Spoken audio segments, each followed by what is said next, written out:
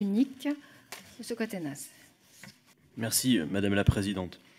En 2015, les 5 principales industries pharmaceutiques ont dépassé 200 milliards de revenus, pour un bénéfice de 47 milliards. En avril dernier, la presse financière britannique diffusait des extraits d'une note d'un analyste de Goldman Sachs consacrée aux défis économiques que représentaient pour le secteur pharmaceutique les nombreux progrès enregistrés sur l'effectivité des thérapies géniques. Cette note, traduisant une certaine vision du monde, se résume par les propres mots de cet analyste. Je cite : « Est-ce que guérir des patients est un modèle économique soutenable ?» Point d'interrogation.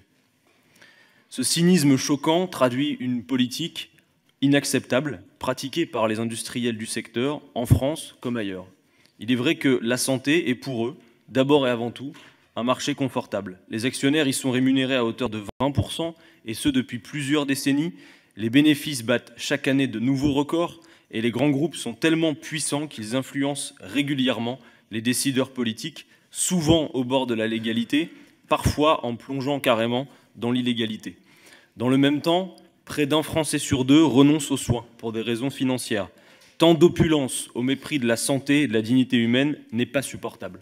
Vous le savez, la France insoumise défend une sécurité sociale intégrale et universelle, mais notre programme L'Avenir en commun contient aussi une proposition relative à la constitution d'un pôle public de recherche biomédicale et de production du médicament.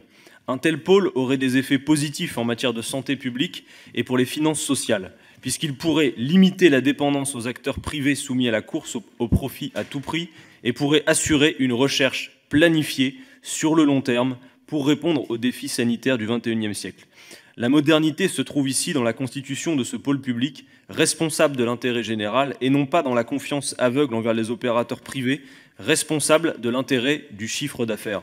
Cet amendement vise donc à demander au gouvernement d'étudier la faisabilité de la constitution de ce pôle public du médicament.